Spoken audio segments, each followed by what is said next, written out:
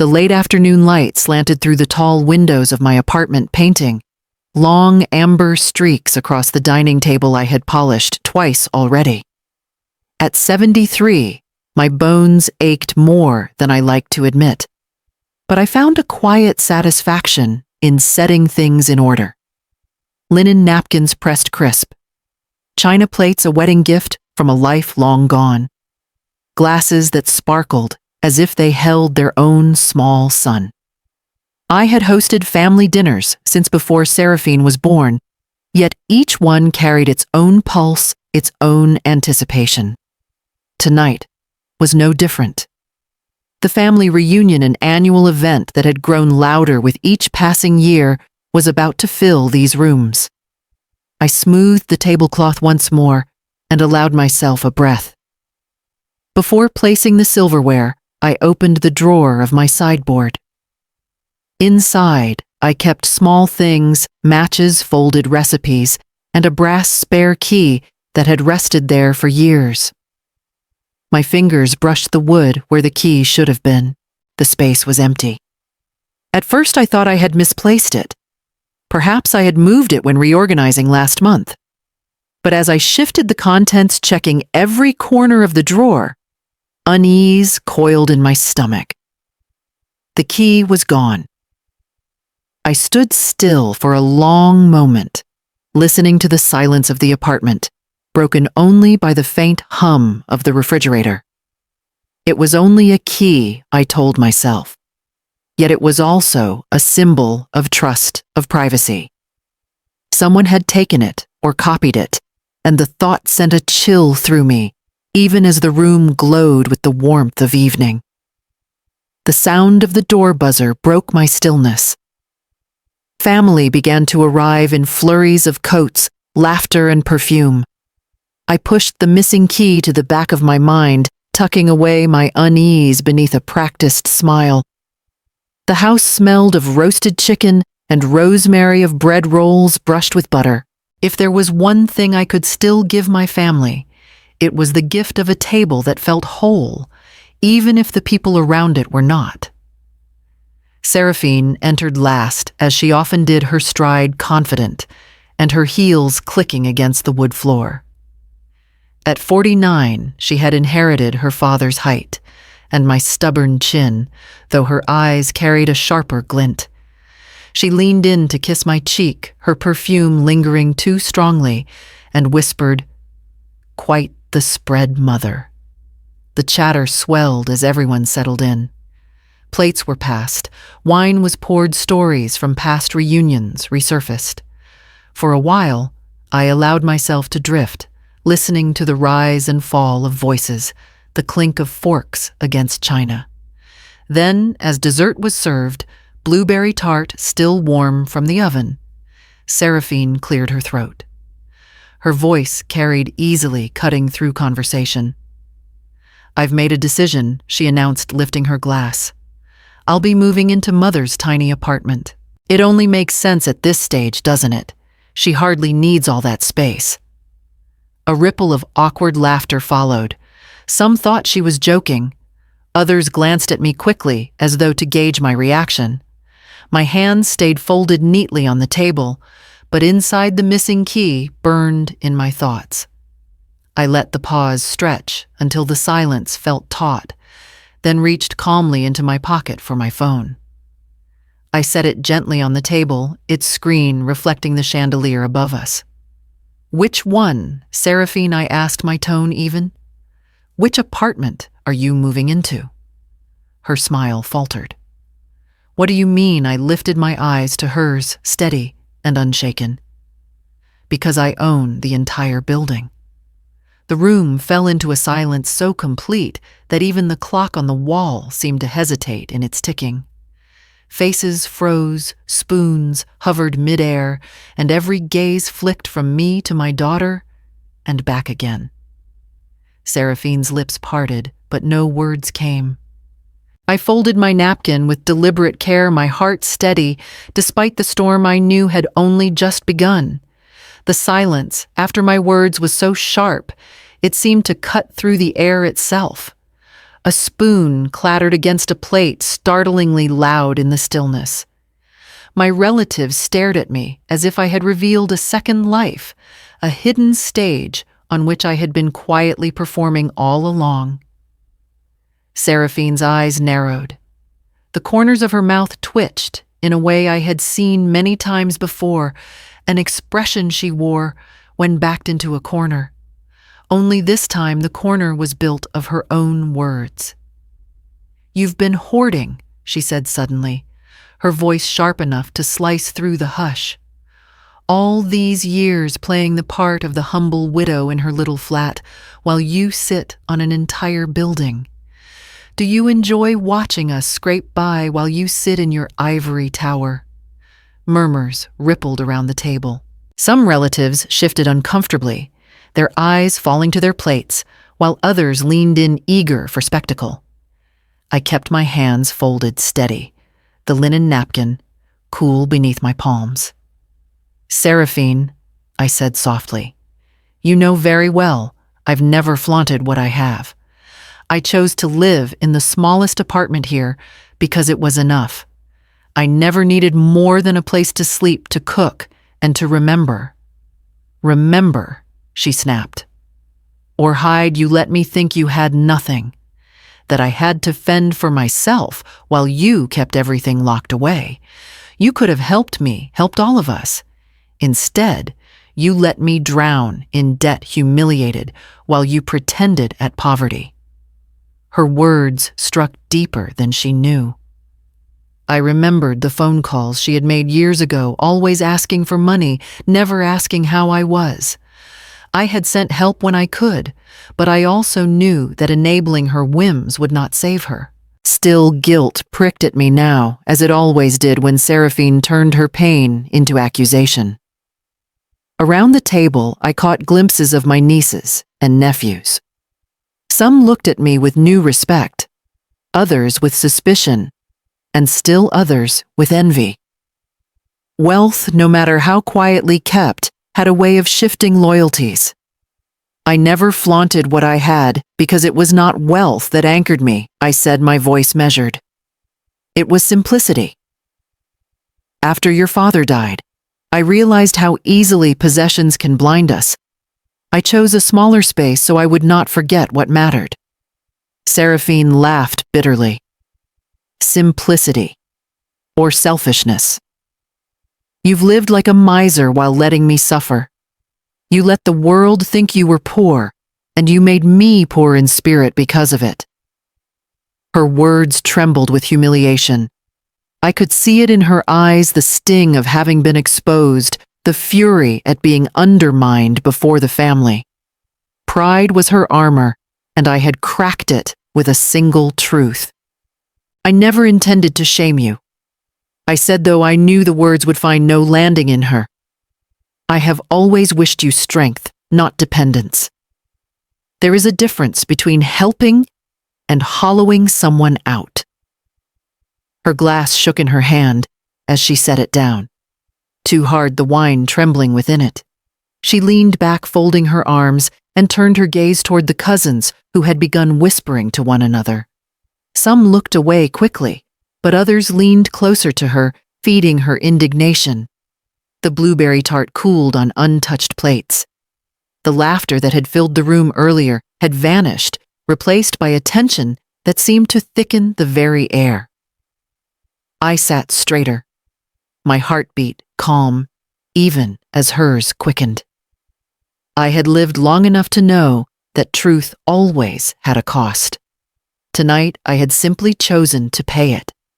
And across from me, Seraphine's eyes glimmered not with tears, but with something harder, sharper, and far more dangerous. The gathering dissolved in fragments after Seraphine's outburst. Cousins made excuses, carrying coats and desserts, slipping into the hallway with hushed voices. The once lively room emptied of laughter, leaving only the faint echo of clinking glasses and the smell of cooling tart. Seraphine did not leave immediately. She lingered by the doorway, her arms folded, her mouth tight with fury. As I watched her, My mind wandered backward through the years, replaying the long chain of choices that had shaped her. Seraphine had been born into plenty. When my husband was still alive, she wanted for nothing new dresses, piano lessons, a summer trip abroad before she turned 18. She wore entitlement like a second skin, absorbing praise, as if it were her due. When she married at 22, she demanded a wedding that sparkled more than our bank account could reasonably bear. Against my better judgment, I agreed, believing perhaps her extravagance was a youthful flame that would burn itself out. But the fire only spread. Her first marriage ended in 2 years, the husband weary of playing benefactor to her endless wants. The second husband tried to match her ambition, chasing ventures that collapsed under the weight of debt. By the time she was 35, she carried a string of failures behind her, like discarded pearls broken, but once valuable. Each time she stumbled, she returned to me with a tone that mingled blame and expectation. If you had helped me more, if you hadn't been so stingy, things would have turned out differently. She never asked for guidance, only for rescue. I gave what I could without hollowing myself, and when I refused to fund her indulgence, resentment hardened in her eyes. The years passed, and her bitterness grew roots. She saw my quiet life as deprivation, not discipline. She mistook my silence for selfishness, never understanding that my simplicity was the only way I kept my balance. At the reunion table tonight, I had seen it clearly, pride and humiliation colliding inside her like storm clouds. It was not the truth itself that enraged her. It was the unveiling of her ignorance before others. I rose to clear the plates, but before I reached the kitchen, I heard Seraphine's heels click across the hallway. She was not alone. Cassian, my late sister's son, stood near her, tall and lean, his expression unreadable. He had always possessed a sly charm, the kind that earned trust too quickly. Their voices lowered, but the corridor carried sound like a whispering funnel. "You heard her?" Seraphine hissed, her tone sharp. All this time she sat on an empire while letting me beg. Cassian chuckled softly, though the sound was without mirth. "If she's hiding deeds, we'll find them. Old women guard papers more fiercely than jewels. One drawer, one safe, one misstep, and it's ours." I froze with the stack of plates in my hands, the weight suddenly heavier. My chest tightened as I listened to their voices braid together, resentment and greed forming a dangerous rope. "Don't mock me," Seraphine snapped. "I won't be left humiliated again." "I'm not mocking," Cassian said smoothly. "I'm offering help. Together we can peel away the facade. She can't guard secrets forever." Their footsteps moved further down the hall, the conversation fading into indistinct murmur. I stood rooted in place, the china trembling slightly in my grip. The missing brass key returned to my thoughts like a ghost. My mind traced its absence to their words, to their tone, to the hunger that had long simmered in Seraphine's veins. I set the plates down with care, not because they were fragile, but because I knew everything around me had suddenly become more breakable than ever. Sleep did not come easily after the reunion. My apartment usually. A sanctuary of quiet seemed to hum with unease. I woke before dawn, the city outside still wrapped in a blue-gray hush, and moved through the rooms with the certainty that something had been shifted, touched, or taken. I went first to the oak cabinet in my study, a heavy piece that had belonged to my parents. The bottom drawer stuck slightly when pulled, a familiar resistance. Inside were the documents that represented the scaffolding of my life. The trust papers Gideon Whitcomb had drawn up, the property deeds, insurance policies, and a will written in language so precise it felt more like architecture than words. The envelopes were lined in careful order, just as I had left them. But as I traced my hand across the stack, I noticed one corner, bent sharply, as though it had been handled in haste. A thin layer of dust had been disturbed, an uneven smear against the wood. I knew my own habits too well to mistake them. Someone had been here. The missing brass key flashed in my thoughts, its absence now heavier with meaning.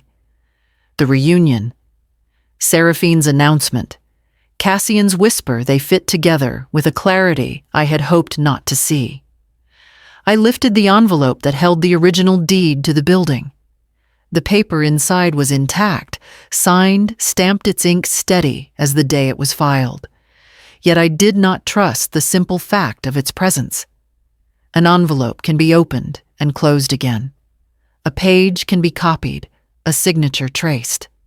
My hands did not tremble, but my breath came slower, measured, as though my body sought to steady itself. I had guarded my fortune quietly for years, believing discretion was protection. But now, with my own blood circling like vultures, I understood that secrecy alone would not be enough. By mid-morning, I carried the stack in a leather satchel, the weight pressing against my side as I walked down Tremont Street. The city stirred awake around me, shopkeepers lifting shutters, delivery trucks rumbling along narrow lanes. I felt oddly exposed, as though the satchel were glowing with its own light, broadcasting its contents to the world. Gideon Whitcomb's office occupied the second floor of a granite building that smelled of polished wood and old paper. He had been my attorney for more than 20 years, a man of deliberate speech and steady gaze. When I stepped into his office, he rose at once, extending a hand. "Althea," he said warmly, then paused at the sight of the satchel. "You've brought company." I placed the stack on his desk and unfolded the leather flap. "I need these secured here," I said. "Every page, every envelope. I don't trust my apartment any longer." His brows lifted slightly, but he did not question. Instead, he began sorting the papers, checking seals, noting dates. "These are sound," he said, after a few minutes. "But sound on paper doesn't always mean safe in practice. Family disputes have a way of finding cracks." "I know," I answered quietly. "I heard them last night. Seraphine and Cassian. They mean to pry where they can." Gideon leaned back, steepling his fingers. "Then it's good you came today. We'll place everything in the firm's vault. And if anyone tries to contest, they'll find the law waiting, not a vulnerable drawer in your study." Relief washed through me, though it was tempered by a deeper sadness. I had not wanted to imagine my own child circling against me. Yet here I was, trusting strangers with my life's work, because blood could not be trusted with silence. When I left his office, the satchel felt lighter, but my heart carried a different weight, the knowledge that walls of paper might not be enough to keep betrayal at bay. When I returned home from Gideon's office, my steps echoed strangely in the corridor, as if the building itself carried a hollow note. The satchel was empty now, and yet I felt more exposed than when I had been carrying the weight of my documents. I had transferred safety from my hands to Gideon's vault, but safety is never absolute. Still, I believed I had done what was necessary until 2 days later, when I opened the locked drawer in my study once more. Inside, I kept duplicate copies of certain papers, a habit I had adopted years ago out of caution. I expected to find them untouched, their order familiar. But as I lifted the stack, a thin rectangle of absence revealed itself. The duplicate deed for the apartment building was gone. I sifted through the papers twice, 3 times, unwilling to believe what my eyes insisted. The copy was missing, not misplaced. My breath caught in my chest, and for a moment I had to sit down, steadying myself against the cool wood of the chair. It was not the original that remained locked in Gideon's vault, but the duplicate held its own power. In the wrong hands, even a copy could serve as a weapon. I imagined someone presenting it, twisting it into evidence, or forging a trail of ownership that might cast shadows on my claim. The brass key's absence returned to me like an echo. A drawer disturbed. A cousin whispering promises in a hallway. My mind formed a line between them all, a chain too heavy to ignore. That evening, I descended to the lobby where Cassian stood, chatting with a neighbor. His voice carried the easy charm of a man who never seemed hurried, his hands tucked into the pockets of his tailored coat. When he caught sight of me, his smile widened, practiced, and hollow. "Aunt Althea," he greeted, tilting his head slightly. "I hear you've been keeping quite the secret from us all." I regarded him steadily. "Secrets are not always lies, Cassian. Sometimes they are simply privacy." He chuckled, shaking his head. "Privacy or power? Hard to tell the difference when one holds deeds in drawers and lets the rest of us believe she's just another widow living quietly." The way he said deeds plural sent a current through me. I had never spoken of what I kept, not to him, not to anyone. His word choice was no accident. "You know more than you should," I said carefully. His smile thinned into something sharper. "I know enough. More than you think. Paper trails aren't as invisible as you'd like to believe." I felt the air between us tighten. He was baiting me, testing how much I would reveal in defense. I gave him nothing but silence, the weight of my gaze holding him in place, until the neighbor excused herself awkwardly and left. Cassian's expression softened again, almost playful. "Don't look so stern, Aunt. Families share, don't they? I'm only saying the time might come when sharing will be expected." I turned away, unwilling to let him see the flicker of alarm his words had stirred. I knew then that the missing deed was not a coincidence. Someone had entered my home with purpose, and Cassian had let enough slip to confirm what I feared. Back in my apartment, I locked the study door and leaned against it, listening to the faint hum of the building's pipes. My fortress of silence had been breached, and the true thief, whether daughter, cousin, or both, had already stepped across the threshold. The morning after my encounter with Cassian, I rose before the sun and dressed with deliberate care. My hands were steady as I buttoned my blouse, but inside a restless current kept my thoughts from settling. I carried with me the unease of the missing duplicate deed, the memory of Cassian's smile when he said he knew more than I thought. By the time I reached Tremont Street, the city had already begun its daily rhythm. Men in suits hurried toward offices, women with paper cups of coffee, tucked bags under their arms. Buses rumbled past. I walked among them, but felt apart as though I were carrying an invisible burden none of them could see. Gideon Whitcomb's office was a haven of calm in the middle of the noise. The building's granite walls seemed to hold back the city's rush, and inside, the air smelled of beeswax and old leather. His secretary ushered me in at once, perhaps reading something urgent in my expression. "Althea Gideon," said, rising from his chair as I entered. His hair had thinned over the years, but his eyes remained sharp, the kind that saw more than one wished. "You look troubled. Sit down." I placed my bag at my feet and lowered myself into the chair opposite his desk. "A copy of the deed has gone missing from my drawer. Not the original, you have that, but a duplicate I kept for myself. And Cassian," he hinted at knowing too much. Gideon frowned, lacing his fingers together.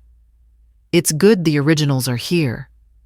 Duplicates can raise confusion, but confusion is not ownership. Still, I don't like the sound of this. When family members smell property, they sometimes stop smelling blood." His words chilled me more than I let on. I thought I had done everything right, I said quietly. I thought the trust was enough. The trust is strong, he replied, leaning back in his chair. Ironclad, as we lawyers like to say. It prevents transfer without your consent, and it ensures that after you, the property follows the terms you've set. But paper is only as safe as the court that reads it. And family disputes. He shook his head slowly. Family can break what paper cannot. I looked at him, waiting for more. He exhaled, then added, Seraphine has already made inquiries. One of my colleagues mentioned she reached out to another firm last week. She's fishing for a way to challenge your competence or to argue undue secrecy. The words pressed heavily against my chest. My own daughter, I murmured. It isn't enough that she wants what I have, she wants to tear down my name to get it. Gideon's gaze softened. She may believe she has no choice. Pride and desperation make quick allies. But remember, law is about proof, not perception. And I have never seen you falter in clarity. His reassurance steadied me, though it could not quiet the ache of betrayal. I stared at the edge of his desk, polished smooth by years of hands resting there, and thought of my own desk drawer rifled through by hands that carried my blood. What should I do now? I asked finally. For the moment, nothing more than you've already done, he answered. The originals are secure here. Keep your doors locked, your circle tighter. If she escalates, we'll be ready. And Althea? He leaned forward, his voice quiet but firm. Do not underestimate how far Seraphine may go. When children feel entitled, they do not recognize lines. They only see doors to be opened. I nodded, absorbing his words like a bitter medicine. There was no comfort in them, but there was truth. I gathered my bag and rose, thanking him for his time. As I stepped out into the city's clamor once more, I realized the burden I carried was no longer invisible. It had shape weight and a face my daughter's. And the hunger in her eyes was one I could no longer deny. The day after my visit to Gideon, I found myself listening more closely to the rhythm of the building, the creak of the stairs, the echo of footsteps in the hall, the sound of doors shutting with unfamiliar weight. Every noise carried a question mark, and I could no longer tell whether it was paranoia or instinct. Late in the evening, just as I had set a kettle to boil, there came a knock at my door, soft, hesitant, nothing like Seraphine's sharp rap. When I opened it, I found June standing there.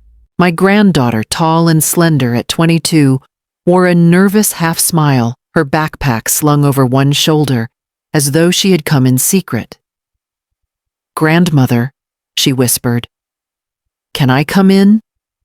I stepped aside at once, and she slipped through the doorway, glancing behind her before I closed it. The kettle whistled, but neither of us moved to silence it until the noise seemed unbearable. I poured water into 2 cups and gestured for her to sit. Her hands wrapped tightly around the porcelain, though she did not drink. Mom is planning something bigger, she said, her voice trembling with urgency. The words sank into me like stones into water, rippling outward.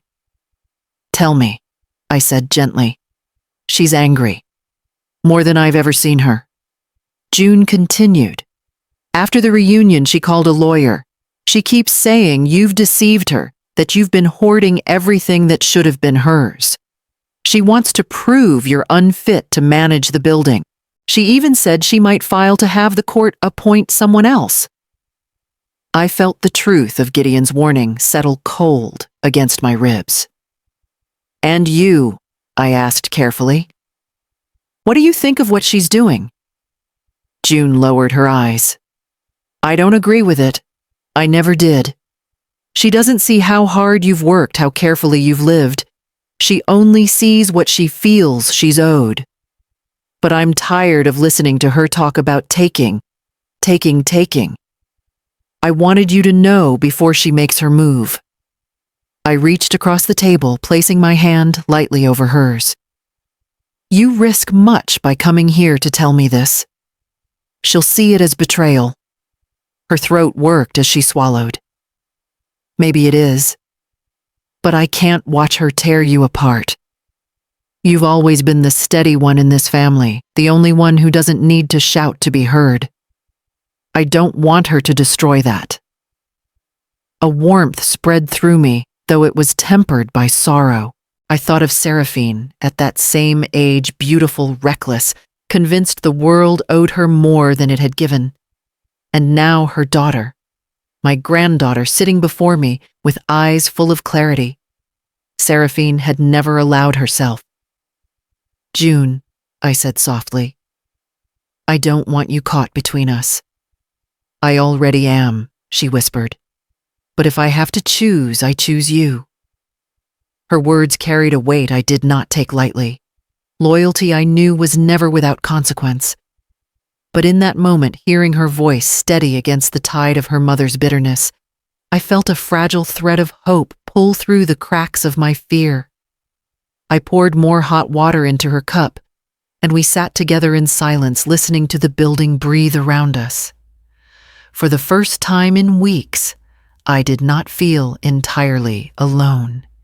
Yet beneath that comfort lingered the shadow of what she had told me, plans already set in motion, a storm gathering its strength. And I knew the next knock at my door would not come so gently. The night began like so many others, the kettle hissing, a book open in my lap, the lamp beside me casting a pool of soft light across the worn armchair. June had gone home hours earlier, her hug lingering with me like a borrowed warmth. The building had settled into its familiar silence, the kind that always reassured me that I was safe in the life I had chosen. But safety is fragile. It was near midnight when I first heard it. The faint scrape of metal against metal. A rhythm too deliberate to be the pipes or the settling frame of the building. I held my breath, listening. Another scrape, followed by a soft click. Someone was at my door. I rose without a sound, my bare feet silent against the rug. My heart, however, hammered a rhythm that seemed loud enough to give me away. I reached for the umbrella leaning against the wall, its weight absurd for defense, yet somehow necessary in my hand. The knob rattled once. Then the door gave a slow creak as it opened, an inch too. A shadow slipped inside, moving cautiously, unaware that I stood only a few feet away in the glow of the lamp. Who's there? My voice, steadier than I felt, cut through the quiet. The shadow froze. For a heartbeat, the room held its breath. Then the intruder turned, and the light caught his face, just enough for me to know. Cassian. His eyes widened, but he didn't speak. Instead, he bolted. The door slammed against the wall as he fled down the corridor, his footsteps quick and panicked. I stood in the doorway, umbrella still raised, listening to the echo of his retreat fade into silence. I closed the door, locking it twice, then slid the chain across. My body trembled, but not from fear alone. Anger ran through me, cold, precise, and heavy. He hadn't expected me to be awake. He had thought me frail enough, distracted enough to slip past without resistance. The next morning, I filed a report with building security and the local police. They wrote it down, nodded politely, and promised to keep watch, though I could see in their eyes the quiet doubt reserved for the elderly. A 73-year-old woman claiming her nephew broke in at midnight. It was easier for them to believe in misunderstanding than in betrayal. By afternoon, whispers had already begun to coil through the family. A cousin called to check on me, her voice too sweet, too cautious. Are you sure it wasn't just a dream, Althea? At your age, it's easy to mistake shadows. Another chimed in, suggesting perhaps I had left the door ajar myself. Senility, always the convenient explanation. I knew the pattern well. Discredit the elder, and the truth becomes negotiable. It was exactly the path Seraphine would need if she hoped to prove me unfit. That evening, as I sat once more at my table, I replayed the scene in my mind. Cassian's face caught in the lamplight the way he fled without a word. He hadn't come out of curiosity. He had come with intent, to search, to take, perhaps to replace what he had already stolen. And now the family would twist my vigilance into frailty. I wrote everything down in my journal, every detail of sound and shadow, every word spoken. If they wanted to paint me as confused, I would leave behind the sharp edges of memory in ink. Paper may not always defend against betrayal, but it would hold the truth for when I needed it most. When I set my pen aside, the lamp flickered slightly in the draft, and I thought of June's warning. Mom is planning something bigger. If Cassian was already slipping into my home, Seraphine's storm was closer than I had imagined. The morning after the intrusion, I brewed coffee strong enough to steady me and sat at the kitchen table with my journal open. My notes from the night before stared back lines of description. Times Cassian's name scrawled sharp in the margin. I had done what I could to anchor the truth, but truth often wavers when others choose to look away. By mid-morning, the buzzer rang. I expected a neighbor, maybe June, but when I opened the door, Seraphine swept past me without waiting for an invitation. Her heels struck the floor like hammers, and the sharp scent of her perfume filled the hallway. "You're locking me out of my own inheritance," she snapped before I could speak. I closed the door quietly and leaned against it. "You're mistaken. Nothing here belongs to you." She spun to face me, her eyes alight with fury. "You've given June the keys, haven't you? Don't bother denying it. She came home last night glowing as if she'd been trusted with something sacred. You've always favored her over me." My chest tightened at the accusation, though it was not new. "June came to me because she cares, Seraphine. That is not favoritism. It is respect returned where it has been shown." Her laugh was brittle like glass about to crack. "Respect, don't dress up betrayal with pretty words. You've humiliated me in front of the family, you've hidden wealth while I've struggled, and now you turn my own daughter against me. Do you think I'll let you play queen forever?" The force of her words stung, but I stood my ground. "I do not play queen. I have lived quietly responsibly, while you have lived as if the world owed you. That is not the same thing." Her hands clenched into fists. "I want the keys, Mother. To this apartment, to this building. If you mean to make me beg, you'll be disappointed."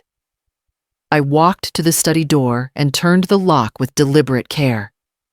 "You will not have them," I said, my voice steady. "Not now. Not ever. If you cannot come here in respect, you will not come here at all." Her face reddened, fury painting each line. For a moment I thought she might strike the door itself, as Cassian had struck the threshold of my peace only nights before. Instead, she straightened, lifting her chin with icy resolve. "Then you leave me no choice," she said coldly. "If you bar me from what should be mine, I'll take it the way anyone would in court." "I'll see you there, Mother. And don't think the whispers about your forgetfulness won't help me." With that, she turned on her heel and marched out, the slam of the door rattling the frame. I stood in the quiet she left behind, the echo of her words circling me like smoke. Court. My own daughter ready to drag me into battle before strangers to reduce decades of sacrifice and memory into evidence and testimony. I pressed my palm against the cool wood of the locked study door. For years it had guarded the weight of my choices.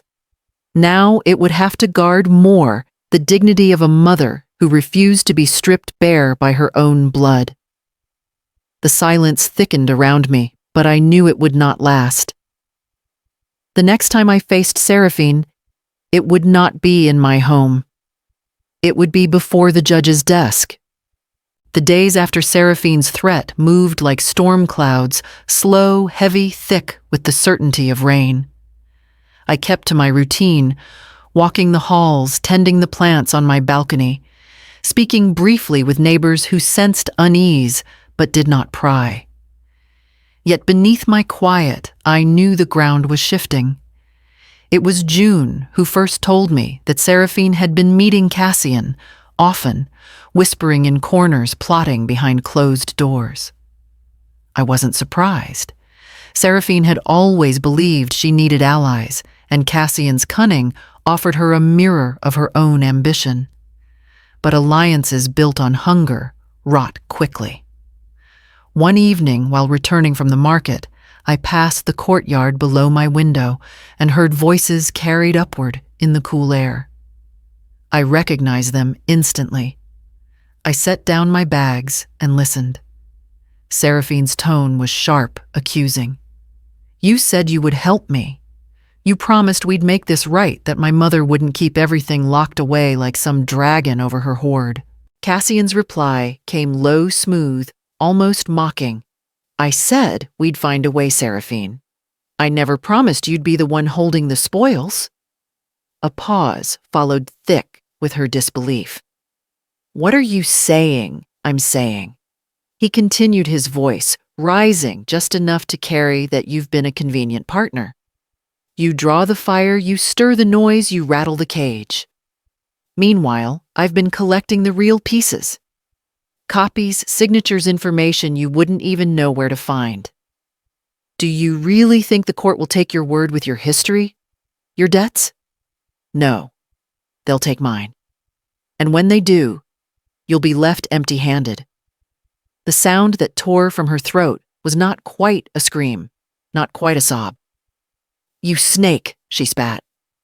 "You've used my anger to cloak your own theft." Cassian laughed then, and the sound scraped across my nerves. "You've always been too proud to see the ground beneath your feet. You trample it thinking it will hold you forever. But pride doesn't win cases. Paper does. And I have enough to cast doubt on your mother's story."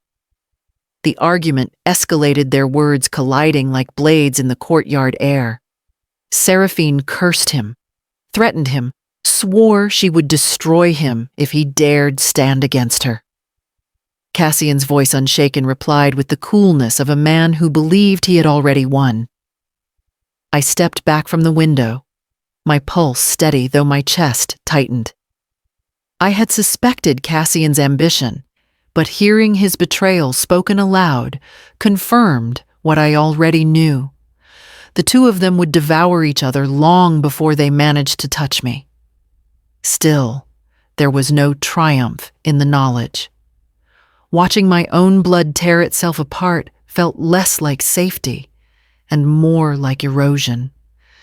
The slow crumbling of the family I had once imagined could stand together. That night, I wrote again in my journal, my hand firmer than it had been in weeks. Enemies cannot hold alliances. Hunger will always turn inward. Let them claw at each other. Every strike against one weakens them both. Yet even as I wrote, a part of me mourned.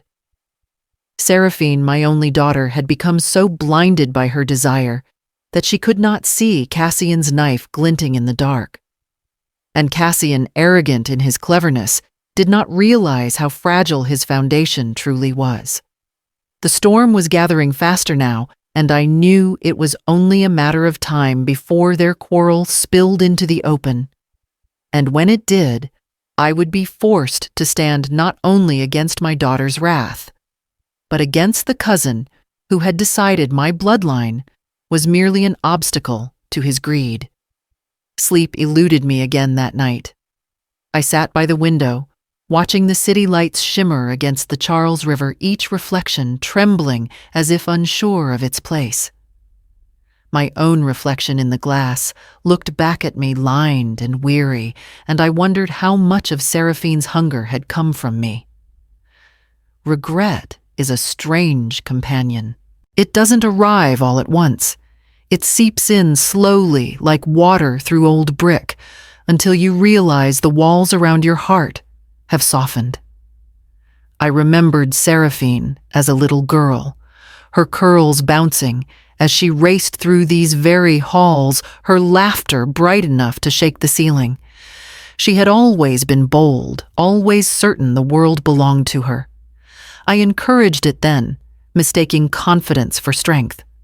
I wanted her to have more than I did, to feel entitled to possibility.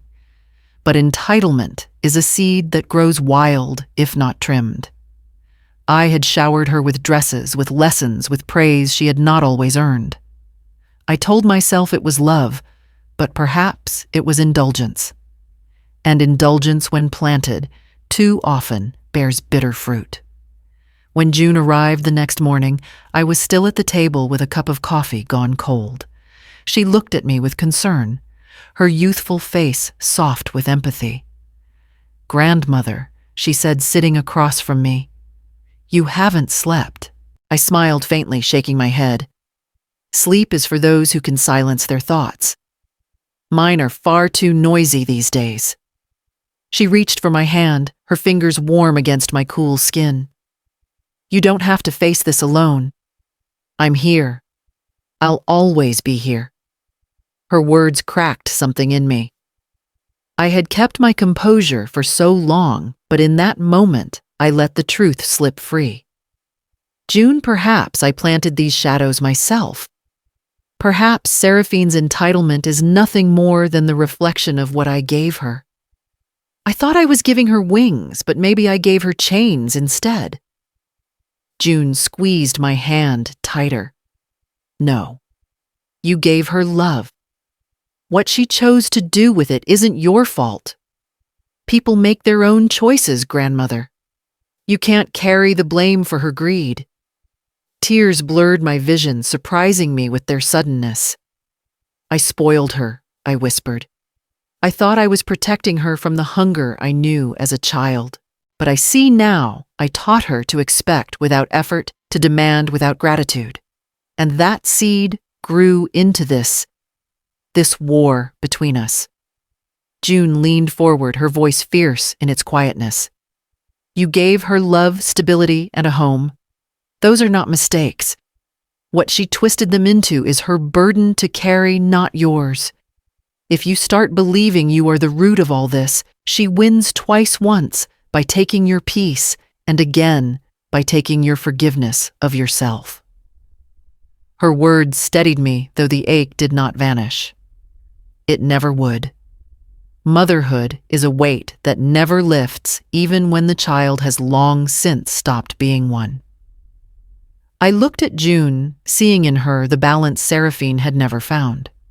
She had her mother's beauty, but carried herself with a quiet strength that belonged entirely to her.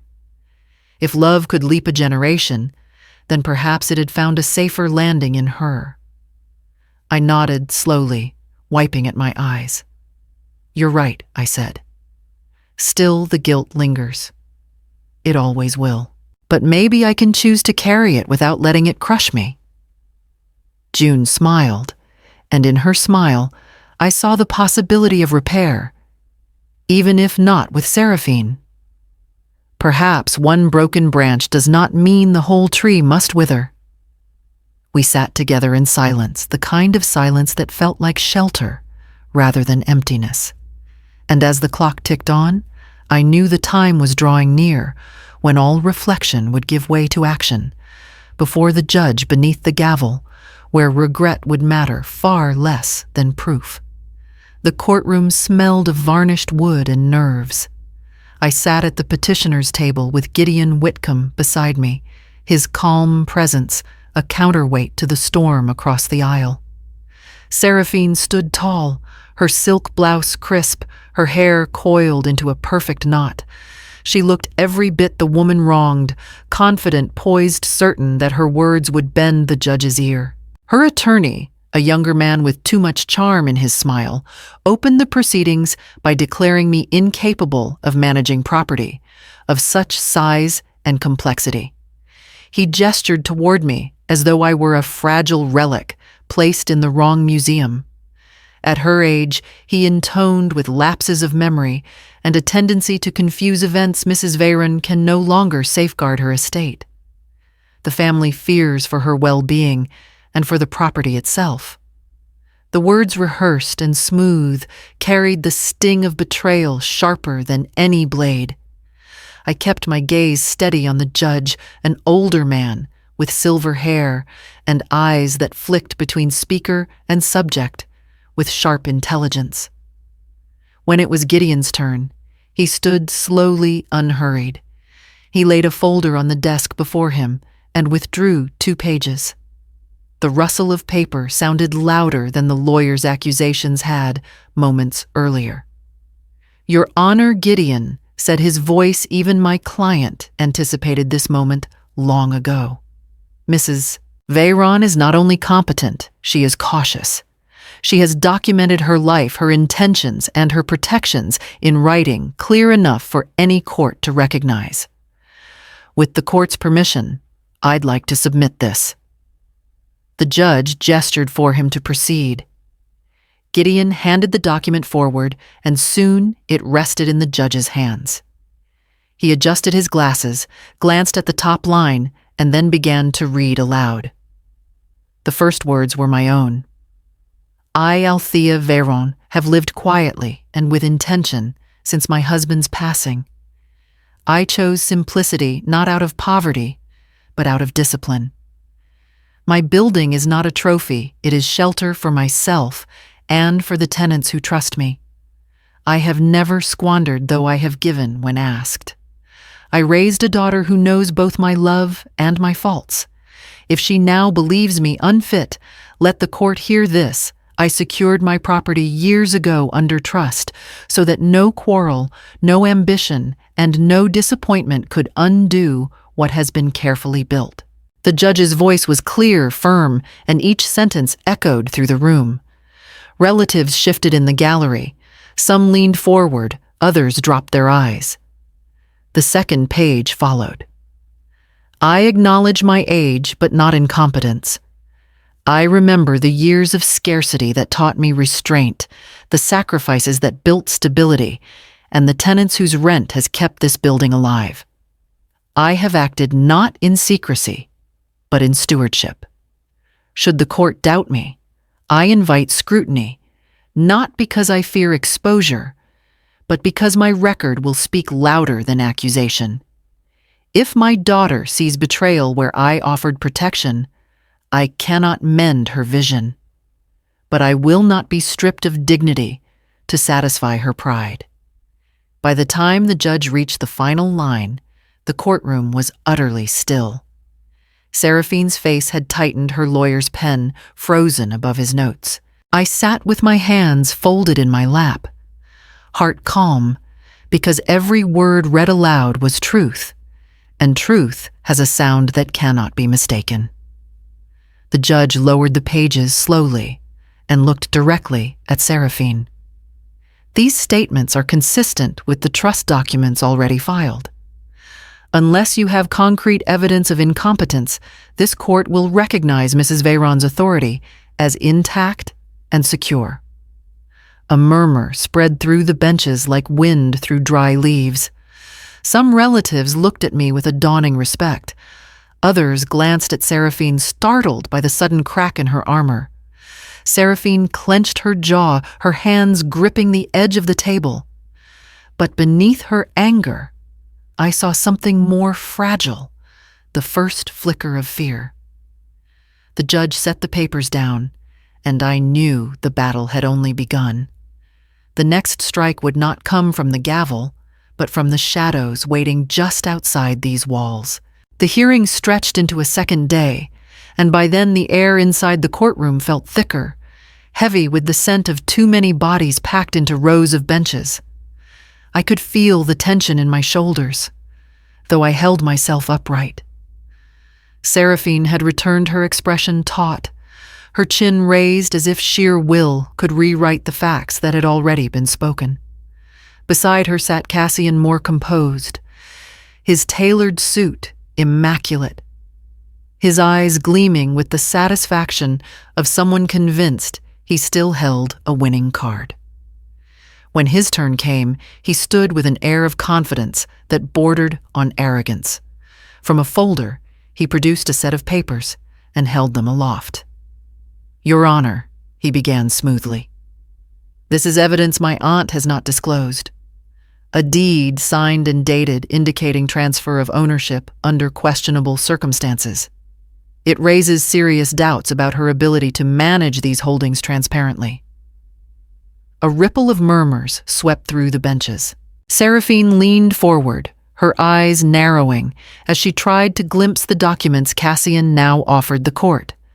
For a moment, even the judge's brows drew together, and my stomach turned cold. But Gideon Whitcomb rose without haste.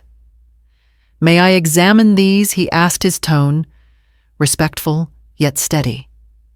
The judge nodded, and the bailiff carried the folder across the room. Gideon flipped through the pages, his gaze sharp. He turned one sheet over, then another, pausing at the signatures. At last he looked up, his mouth set in a firm line. "Your Honor, these documents are forgeries. The signature does not match authenticated filings. The notary seal is copied, not embossed, and the dates listed here are impossible. My client was out of the country during that time. I can produce her passport stamps to prove it." Cassian's smile faltered just slightly, but enough for me to see it. The judge motioned for the bailiff to bring the documents forward. He studied them closely, his expression hardening. When he looked back at Cassian, his voice carried the full weight of authority. "Mr. Loughton presenting false evidence to this court is a serious offense. You stand here accusing your own family of deceit while attempting to deceive us yourself. I will not tolerate it." Cassian's color drained, though he tried to recover with a shrug. "Perhaps I was misled. The documents were given to me." Enough, the judge cut him off. His gavel struck once sharp as thunder. This court does not entertain excuses when the ink is still wet with lies. The room buzzed with whispers, some shocked, others smug. I kept my face composed, though inside I felt the mix of vindication and sorrow twist together. Seraphine had sought his partnership, trusted him to strengthen her case, and here he was, exposed as a fraud before her very eyes. I glanced at her then.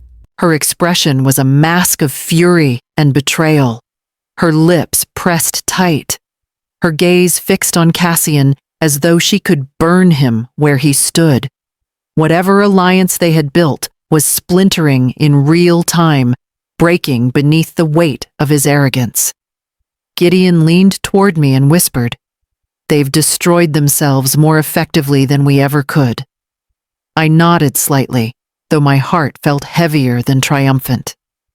Watching one's family unravel even in the face of justice carries no joy. It is loss upon loss. The judge adjourned the session for the afternoon, his warnings still echoing in the chamber. Cassian gathered his papers in silence, his shoulders no longer straight, but hunched, diminished.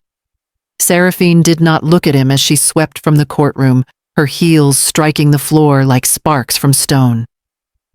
I followed Gideon into the corridor, the air cooler, freer, yet carrying the bitter trace of scorched ties. And I knew that whatever came next, Seraphine would not forgive Cassian's collapse or me for witnessing it. The day after Cassian's disgrace, I believed the storm might finally lose its force. The judge's rebuke had left him diminished, and Seraphine's fury toward him had been plain for all to see. I thought perhaps she would retreat, lick her wounds, find some quieter way to let the matter drop. But I underestimated the depth of her pride. When we reconvened, her lawyer rose with a new petition, his tone more solemn than before. "Your Honor," he said, "my client now raises a grave concern for her mother's mental fitness. Mrs. Veyron has exhibited confusion, misplaced documents, and erratic claims of burglary. We ask the court to consider guardianship proceedings to protect both her and her estate." Gasps rippled through the benches. I felt Gideon stiffen beside me, his jaw tightening. My pulse slowed heavy, each beat echoing the words dementia, unfit, guardianship. They wanted not just my property, but my very name stripped from me as though I were a child in need of oversight. The judge leaned forward. "These are serious claims. Counsel, do you have evidence?" Seraphine's lawyer gestured toward her. She stood, her voice trembling with false concern. "My mother insists my cousin broke into her home, though no one else witnessed it. She misplaces Key's papers. She speaks of missing documents, as though they were stolen when perhaps she simply forgot where she left them. I love her, but I fear she cannot tell memory from imagination anymore." I closed my eyes briefly, steadying myself. Love, she had said. What a twisted cloak she wrapped around that word. When my turn came, I rose without Gideon's prompting. "Your Honor, I would like to speak for myself." The judge nodded.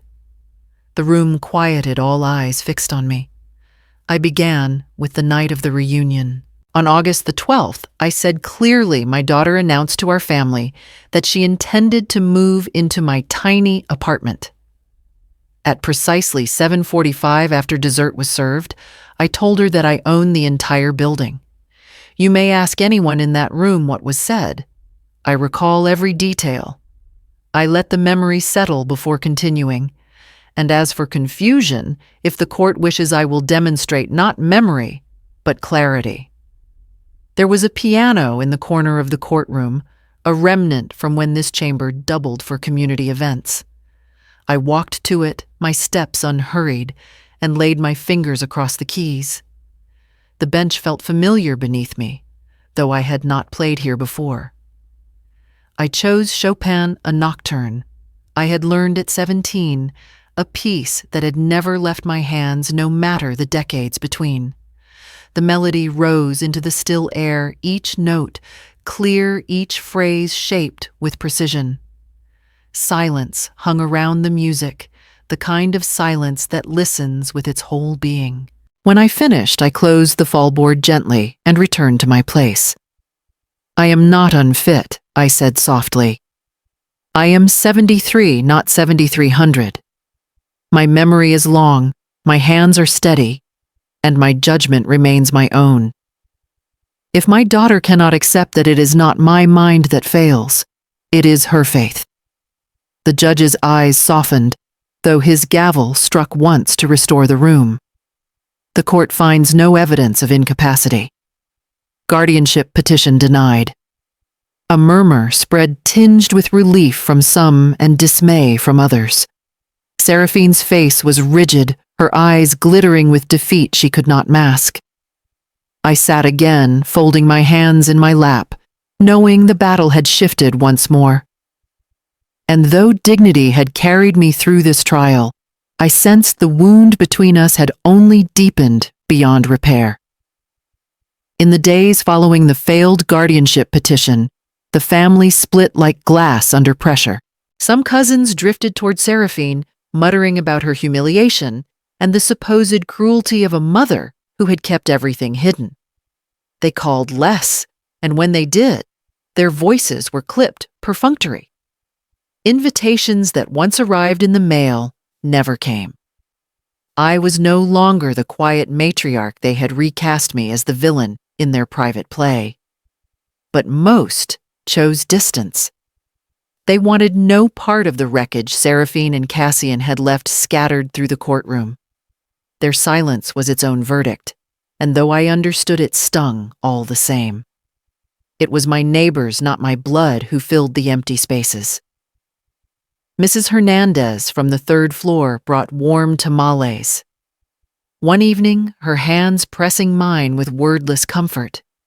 The young couple across the hall fixed the loose banister rail without being asked. A retired teacher from upstairs left a bouquet of tulips by my door.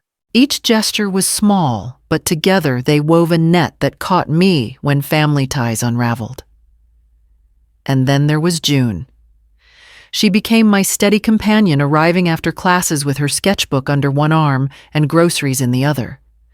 She filled the kitchen with her laughter, the kind that reminded me of Seraphine's long ago before bitterness had taken root.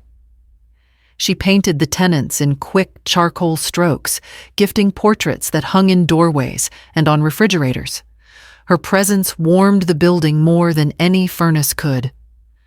One evening, as we sat together on the balcony, June looked out over the city and said, "I think of this place as more than apartments, grandmother.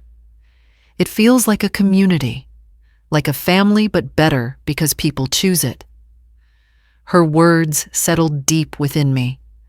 I had spent so long mourning what had frayed in my own bloodline that I had nearly missed what was blooming around me. Choice. That was the difference. Where family ties can twist into chains, chosen bonds root themselves in respect. I watched the tenants come and go, carrying groceries, chatting in the hall, pausing to greet me with warmth that needed no explanation. It was not the family I had expected, but it was family nonetheless. Seraphine's shadow lingered, of course. I heard she still spoke bitterly at gatherings, spinning stories of injustice. Some listened, others turned away. But in my building, her voice had no reach. Here, walls held laughter instead of quarrels, and doors opened in kindness rather than intrusion. The fracture remained, but in its place, new lines had begun to form, not of breaking, but of belonging. And though the wound of Seraphine's betrayal would never close entirely, I could feel the healing begin in the simplest acts: a neighbor's knock, a granddaughter's sketch, a shared loaf of bread. It was in those moments that I understood even when blood divides, life has a way of gathering new threads to mend the cracks. And those threads would carry me forward into whatever came next. Weeks passed, and the building began to breathe again. What had once felt heavy with suspicion and whispered schemes now carried the lightness of ordinary life. Neighbors lingered in the hallways to share news, laughter drifted up the stairwell, and the scent of cooking spilled from open doors. The tension that had once pressed on every wall seemed to have lifted, replaced by a rhythm that felt whole. June was at the heart of it. She had asked my permission to paint a mural on the basement wall, and soon bright colors bloomed where there had only been chipped paint and damp plaster. She filled the space with climbing vines, doves in flight, and faces of the tenants who lived here. Children came down to watch her work, some handing her brushes as though part of the creation. What had been a storage space turned into a place of gathering where people came to talk and admire her progress. I found myself smiling more than I had in years. I joined neighbors for evening tea in the courtyard, the cool air alive with voices, and the soft strum of a guitar someone had brought out. Conversations rose easily, not burdened by the heaviness of family disputes, but carried by the simple joy of belonging. I felt myself loosen in ways I had forgotten were possible. My heart no longer clenched around fear. One night, standing in the doorway of my apartment, I listened to the laughter echo through the building. It was the same building that Seraphine had once tried to claim as her own, yet it no longer bore her shadow. Instead, it glowed with life, freely given, not taken. June often stayed late, curled up on the couch with her sketchbook. She drew the faces of her neighbors, catching expressions I had missed. "You built this," she told me one evening without looking up from her page. "Not just the building, the feeling. You made a home that people want to belong to." Her words touched me more deeply than she knew. For years I had guarded this place in silence, believing that secrecy was the only shield I had. But now I saw the truth. It was not the walls or the deeds that made it safe, it was the people within them. When I walked the halls, tenants greeted me with warmth as if I were more than landlord, more than owner. I was part of the hearth itself, the flame around which we gathered. And so I felt alive again, not just surviving battles, but reclaiming the joy that had always been hidden beneath them. Still, as much as peace had returned, I knew storms do not vanish forever. They wait at the edge, testing the strength of what has been rebuilt. For now, though, I let the laughter fill me, carrying me forward into whatever waited beyond the next knock at my door. The season turned quietly, the sharp winds of late autumn giving way to the softer chill of winter. From my balcony, I watched the city wrap itself in scarves and coats, and I thought of how quickly the months had passed since that dreadful reunion. The building once shadowed by whispers and plots now thrummed with life again. Children skipped along the hallways, neighbors exchanged baked bread and casseroles, and June's mural glowed like stained glass in the basement whenever the light caught it. Yet even amid the laughter and warmth, I felt the weight of one last task. In the corner of my study inside the oak cabinet where all this turmoil had begun, I pulled open the drawer that had once betrayed me. The brass spare key, newly cut, rested there. Its golden surface reflected the lamplight, small but steady. I lifted it in my palm. For months, its absence had haunted me. The missing key, the symbol of intrusion, the shadow that told me someone had crossed a boundary. Now returned and remade, it felt different. Not an emblem of fear, but of choice. I walked to the desk and slid open the shallow drawer, the one I rarely used. With deliberate care, I placed the key inside, resting it on a folded sheet of paper. Then I locked the drawer and pressed the small silver handle down until it clicked. My breath came slow even. Not for intrusion, I whispered into the stillness, only for respect. It was not the key itself that mattered. It was what it represented, that entry into my life, my home. My story was not something to be stolen or demanded. It was something to be earned. Later that evening, June stopped by, cheeks flushed from the cold. She brought me a scarf. She had knitted herself its stitches, uneven but beautiful. As she draped it over my shoulders, she said, "You're safe now, grandmother. You always will be." I smiled, touched by her certainty, though I knew safety is never permanent. Life shifts, storms return, people falter, but respect could steady the ground beneath all of it. As night settled, I lit the lamp in my window, the same one I had lit through lonely evenings when I feared shadows pressed too close. This time, it shone not as a warning, but as a beacon, a gentle signal that I had survived, that I had chosen, who remained within my circle. I thought of Seraphine then, not with anger, but with a sorrow that no victory could erase.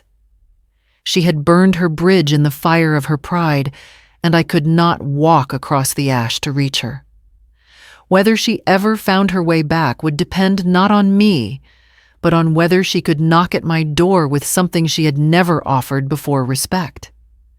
The building settled into quiet, its laughter dimming, as families tucked themselves into their homes. I sat by the window scarf warm around my neck, the lamp glowing beside me. For the first time in years, my heart felt steady, my home, wholly mine again, not just by deed, but by choice. I closed my eyes and listened to the silence, not as emptiness, but as peace. And in that stillness, I held on to the truth I had earned. I would decide who entered and why. When respect finally knocks, will you open the door or guard it forever? Outline.